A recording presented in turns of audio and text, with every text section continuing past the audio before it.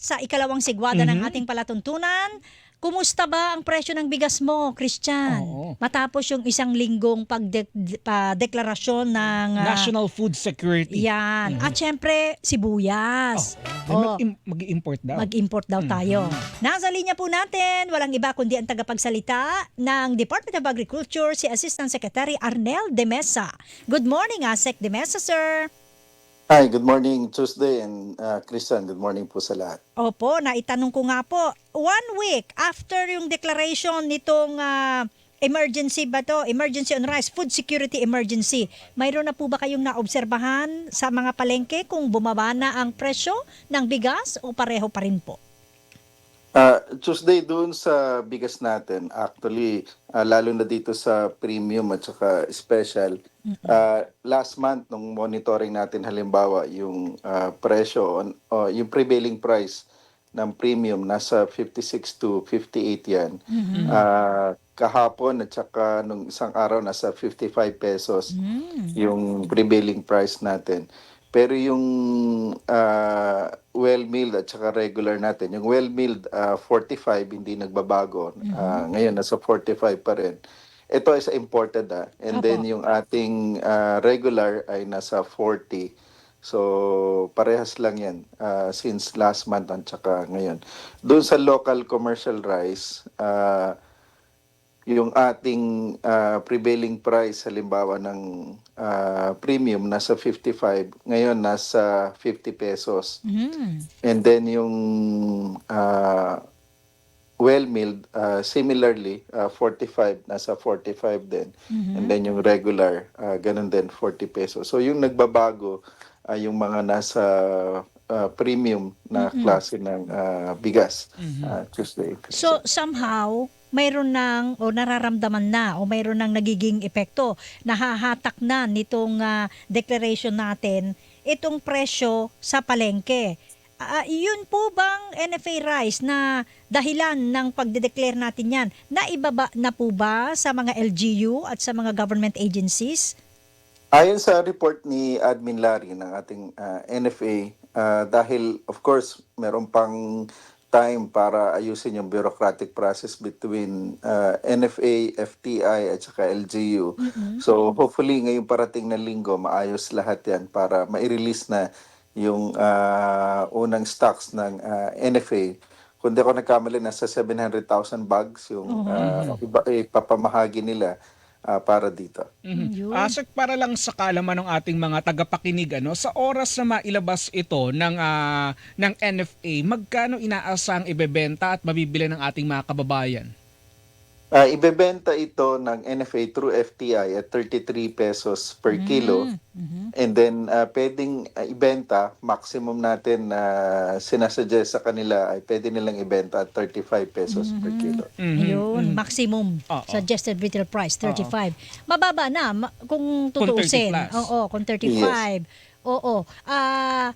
Ito naman palagay ko kung 700 bags kanyo yung initial pa lang naman ito, hindi mo ba?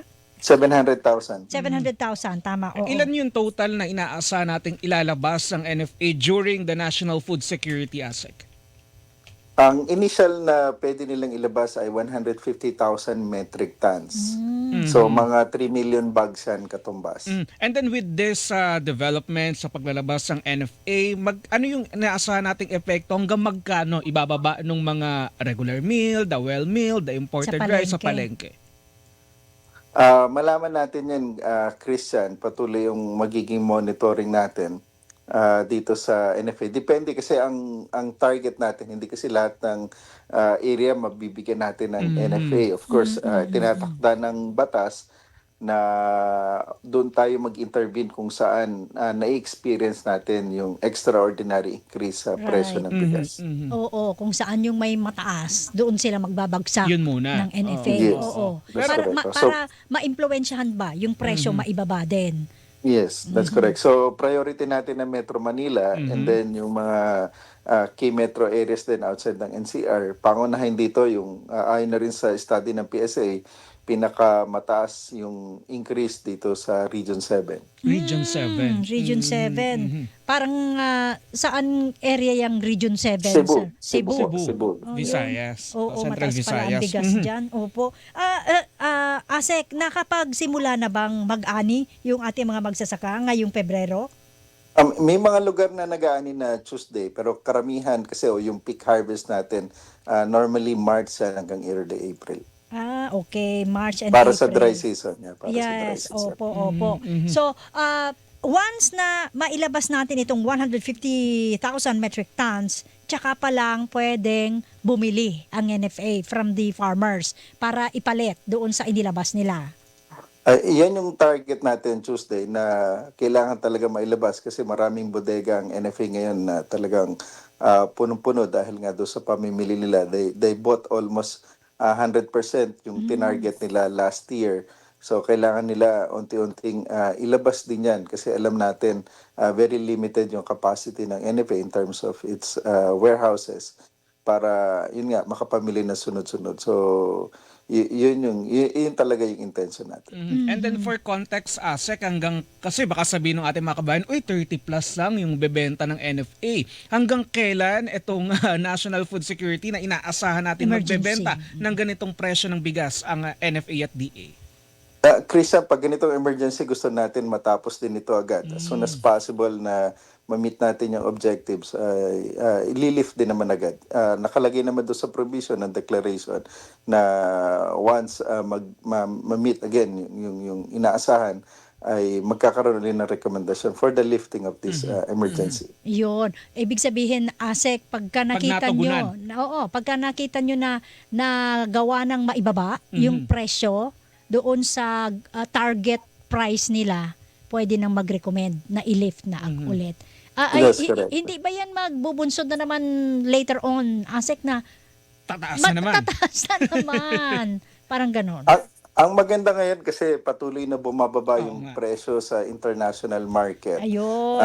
In fact, dahil 'di ba dati nag-restrict ang India, Right. which sila yung may hawak ng 14% ng trade sa international market ng bigas. So ngayon maraming bigas na umiikot sa trade, and then plus maganda rin yung harvest ng Vietnam. So talagang ang laki na rin ng binaba ng presyo. So inaasahan natin sa mga susunod na araw talaga magiging maganda yung presyo ng bigas. I mean, mas mababa kumpara doon sa mga nakalipas na panahon. At saka Right. nag-reflect din sa PSA, ASEC, tama, yung pagbaba ng presyo ng bigas? Yes, yung January inflation data natin, first time in so many years na naka-experience tayo ng negative 2.3%. The last time was hindi kami nagkakamali 2000 parang 10 years or 15 years ago pa na nagkaroon ng ganitong kababa. Pero of course, galing kasi tayo sa mataas na Right. inflation sa bigas mula nung July 2023. Sunod-sunod yan, naging 5, naging 8, hanggang ang peak niyan 27%. So, kailangan talagang habulin yung ganong pagtaas. Kaya tinuloy pa rin yung deklarasyon ng food security emergency para sa bigas. Alright. Magawi ako dito. Siyempre, nakapagsaing na ako, Asek. Ulam naman. Magigisa ako. Kailangan ko ng sibuyas, Asek. Mayroon tayong balita. Mayroon daw importation na kakailangan. Kulang ba tayo sa supply ng sibuyas, Asek? At kailangan nating mag-import o mataas ba ang presyo ngayon? Sa ngayon, yung presyo na sibuyas, medyo na-experience natin tumataas. Yung prevailing natin ng sibuyas, nasa 170, 180. Compare mo yan sa 140 last week. So, medyo talagang tumataas. So, yan yung iniiwasan ng DA. Bakit daw, Na ASEC? ine-expect kasi natin tatagal talaga hanggang first week, second week ng February. And then, February rin kasi start ng harvest ng sibuyas. So tama lang na actually January meron na rin na mag-replenish, pero dahil nagkaroon tayo ng konting delay, yung ibang area inatake rin ng harabas o yung Ayan, armyworms. So hindi ganun karami agad yung pumasok na harvest, and then March din kasi yung peak ng harvest ng sibuyas. So yung naging projection ng BPI, nagkaroon ng deficit na 7,000 metric tons. Kasi we're consuming about 17,000 metric tons a month yung consumption natin ng sibuyas Mhm. sa buong bansa. So kahit may deficit na 7,000, Mm-mm. ang inalaw lang ng DA ni Secretary is only 4,000 metric tons para itawid lang talaga, kasi ayaw natin maapektuhan nga yung ating mga Lokal. magsasaka Mhm. nung kung sakaling dumating na madami, ma-depress. And Ayun then nga. ang sinabi pa rin doon sa kautusan, dapat darating o yung must arrive ay February 20 on or before, hindi pwedeng extend Oo. para hindi nga maapektuhan yung Pag-ani nila. harvest. Yun Yes, nga, that's kasi correct. nagwo-worry sila, Asek, aani na nga daw sila itong February. Baka naman daw mabagsak presyo sila. Yun nga, Tuesday, dalawang bagay yun. Yung volume, 4,000 lang. So kung Okay. ikumpara mo doon sa 7. 17,000 na Mm-mm. requirement natin, so ilang linggo lang yan na requirement natin kumpara kung bago dumating ang harvest, maubos din. And then, yun nga, mas arrive siya February 20 Mhm. para hindi talaga makaapekto doon sa harvest na karamihan ng March. Ayun. Mhm. At bumili ako kahapon, namalengke ako, Asek. Magkano? 45 1/4. Ibig sabihin, 90 pesos kalahati, 180 isang kilo ng sibuyas. Oo, mataas Yeah. yun, Asek, no? Yeah, mataas yan kumpara doon sa mga nakalipas na linggo. Kasi nag-hover tayo 120 eh. And then bigla naging 140. And then itong last week talagang medyo sumipa. So yun nga, nag-decide na talaga na magdagdag kahit konti lang para hindi pa sumipa palalo. Kasi Ayun. Mhm. pag tumaas yan, ang hirap ibaba eh. Yes. Oo. Ayun nga. Oo. Magkaiba ang presyo ng puti at Pula. pula, di ba? Yes, so magkaiba ng konti lang naman. Mas mura yung Pula. puti kasi Puti. yung Yes. puting sibuyas o yellow onion natin ay ano yan, nasa 120 yung presyo niyan. Tsaka mas maraming stock sa ngayon Mas gusto ko yung ng puti. puting sibuyas. Mas gusto mo ang puti. Pero Asek, si Tuesday, nakapagsaing na, nakapag-gisa na. Oo. Pero gusto ko ng itlog. Kumustahin lang namin, Asek, ulit. Kumusta yung presyohan at supply ng ating itlog? Dahil may nabalita nung nakaraan, parang may changes ba sa presyo o may paggalaw? Nagkaroon ng announcement si Secretary kasi galing siya sa official visit niya sa Amerika US. at nakita niya doon talaga medyo grabe yung sitwasyon, mataas ang presyo ng itlog Wa? at talagang limited sa 2 packs lang bawat kung gusto mo mamili. Maximum. talaga? So yun ay epekto ng mataas na incidence doon ng HPAI, yung highly pathogenic avian influenza o bird flu. So sabi ni Secretary, dapat hindi ma-experience yan dito. So though control natin yung bird flu dito, in fact wala na tayong active case sa ngayon. Pero that's a proactive stance ng ating kagawaran para hindi mangyari. And then may cycle kasi. Actually ngayon may overproduction pa tayo, oversupply ng itlog. Pero yung kasi, ang cycle ng itlog, pag masyado naman yung supply sa market, nagkakaroon sila ng kaling para hindi masyadong bumaba ang presyo. Pag minsan, sa sobrang kaling naman, bigla namang tataas ang Kakapusin. presyo. Mm-mm. Kakapusin. So, ano yan, parang pagsasabi rin ni Secretary sa layer industry na kung magkakalman kayo, dapat wag madami para hindi maiwasan yung, para may tayo sigurado na maganda yung supply at hindi rin naman magkakaroon ng pagbaba. So lahat kasi ito, magmula bigas, sibuyas, karne, it's always a delicate balancing act between our farmers and our consumers na pag pinagbigyan mo sobra yung isang side, Kaya nga. maapektuhan naman yung kabilang side. So it should always be that very careful balancing act. Yung sa karne ng baboy, Asek, 340 per kilo sa amin. Mura ba yan o mahal? Depende kung yan ay kasim o liempo. Kung yan ay liempo, mura yan. Kasi ang liempo nasa 380 hanggang 420. Yung yung ating kasim nasa mga ganang presyo, 340 hanggang 360. Yun. So, yung 380 ay sa liempo.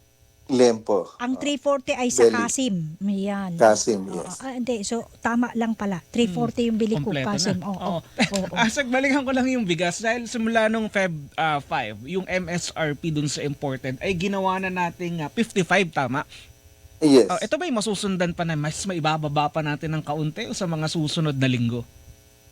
There's a very high likelihood na bababa pa yan dahil nga yung presyo sa international na pamilihan ay patuloy na bumababa. Actually, yung computation natin na nasa $500 per metric ton, yun yung computation natin na dapat bababa pa siya. So ngayon, nasa